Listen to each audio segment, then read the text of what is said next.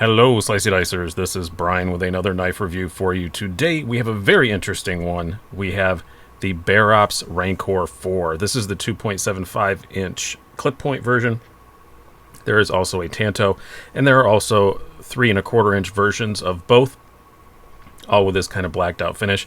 If you don't know about Bear Ops, they are a sub-brand of Bear & Son.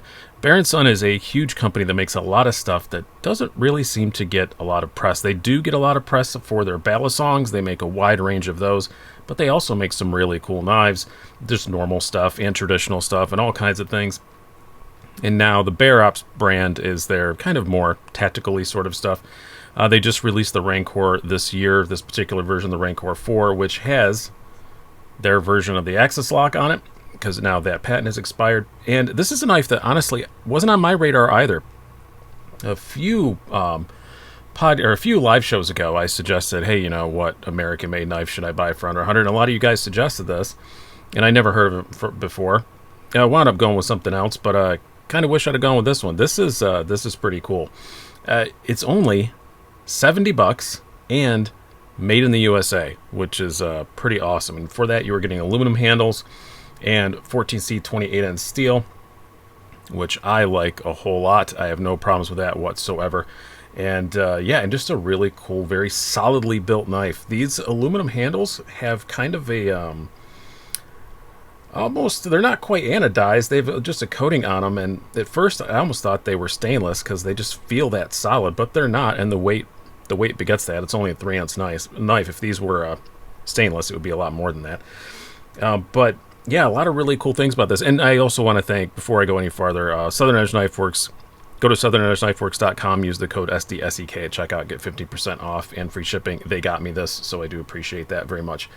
But yeah, pretty compelling knife. Let's do some specs and some size comparisons before we go any farther. You have, as I said, we'll set it down for just a moment, a blade length of 2.75 inches, overall length of 2.45 inches, blade thickness of 0.12 inches, handle thickness of 0.5 inches, and as I said, a weight of just 3 ounces. Now, size comparisons. This is not a very large knife. So let's start out with our usuals. We have your Spyderco Paramilitary 2. I'm a bit zoomed in here, which you will notice shortly. These are all half-inch squares. And the Spyderco Para 3. As you can see, it's even significantly smaller than the Para 3. Handle doesn't feel that way, though. We'll get to that when we get to the ergonomics section.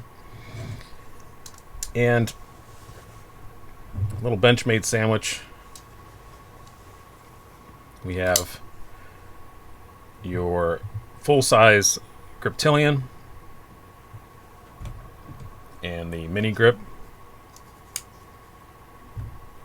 So you can see it's just a mini grip. Never wants to stand up. This is why you're never on camera, mini grip. You do not obey me. Insolent. But yeah, you can see it's even just a little bit smaller than the mini grip. And then we bring out a couple more kind of in this sort of size range. As I said, this is a little smaller than a lot of the 3-inch, knives that are all the rage right now with since the axis lock became available. But these still come to mind. You have the Doug Ritter Mini RSK. It's just a little bit smaller than a Mini RSK. And this is the SOG Terminus. It happens to be the D2 G10 version. All right, now let's talk more about this knife. We got all the size comparisons out of the way. The blade on this thing, as I said, 14C 28N, no issues whatsoever. It's honestly probably my favorite budget steel. It's just easy to sharpen, holds an edge plenty well enough for almost anybody.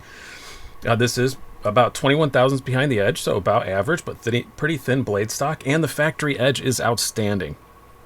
Very, very sharp, nice even grind.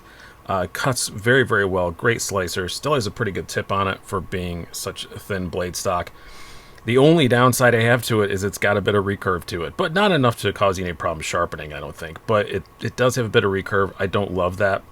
But other than that, great blade. And it comes in a Tanto as well. I debated which one to get. If I had to do it again, I would probably get the Tanto, and I probably will, because I'll probably get the 3 1/4 version in the Tanto, because that's what I do. I like it that much that I want another one, so I probably will get the bigger one in the Tanto. But nice blade on it. Can't complain a bit. And ergonomics, pretty good. My hands do completely fit on it, even though it is a pretty small knife. Again, I have large size hands, skinny fingers, but normal human palms, and still works just fine for me. Jimping lands in just the right spot. No problems there. You do get a little bit of grip off this texturing. Not a ton. It's pretty smooth.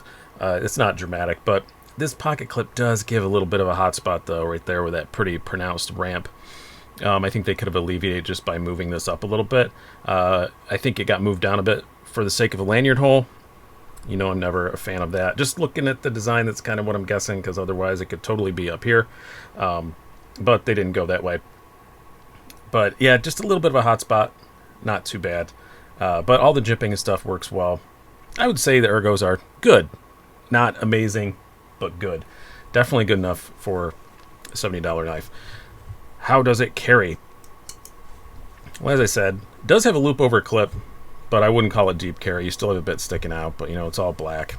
Nothing to worry about there. You do have the Bear Ops USA logo on the pocket clip. I know that really drives some people nuts if there's any logos in the pocket clip. This is pretty freaking subtle. You're not really going to notice it. Same way as the writing on the blade. Like, I actually have to almost get my glasses out to read the writing on the blade, so not too bad. On the action, well, you just saw it. It's pretty good, especially for a $70 knife in this company. Their first crack at an Axis style lock, and yeah, it's darn good. It is very, very, very good. I have zero complaints with the action on this whatsoever. It took like a day to break in, and then it was fine. I would like to see the thumb studs be a little smaller, just because they're so large that my thumb kind of glides over them. You kind of got to really get in there for it. If the thumb studs were just a tiny bit smaller, I think that would alleviate it, or if there was some knurling or something. I prefer they just made them smaller. But it's the minorest of gripes. If you want to open it with the Axis lock, all day long, twice on Sunday, fantastic. And overall, yeah, this is a hidden gem. I don't mean to use Shabazz's word gem, but it is a hidden gem. I didn't know a lot about them, and obviously I handle a lot of knives. I was vaguely aware of their existence. I think in a swag bag once I got a Bear Ops hat somewhere, and yeah, that's about all I really knew about them. I knew that Bear & Son made pretty good ballast songs. That's about all I knew. No, they're on my radar now. This is a really, really cool knife, and like I said, I will be going ahead and getting the larger one. I can't see a reason why not to. Very solid construction. Feels very quality. I mean, you've got perfect blade centering and all that stuff. All the grinds are good. There's no lock rock, no blade play, no nothing like that.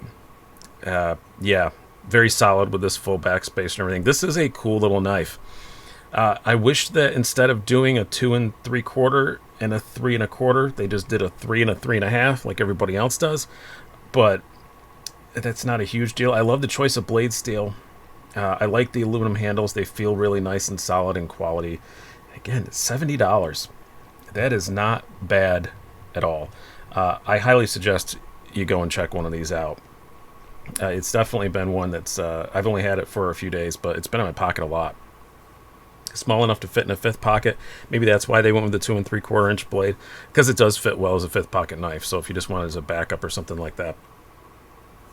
Don't have a whole ton of experience with the steel yet to know how good a job they do 14C28N, but I know that they have a good reputation with their ballast songs and stuff, so I can't imagine the heat treat's horrible on it or anything.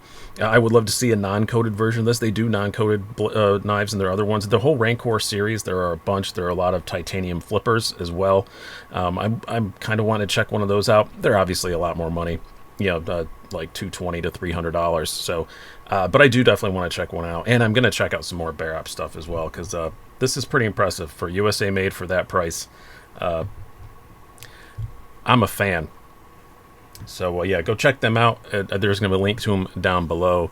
And thank you guys so much for sticking with me on this. This is kind of a short review because it is really, really hot in my office right now, and I'm eager to get it done so I can turn the AC back on. So I hope you guys have enjoyed this. Have a good one.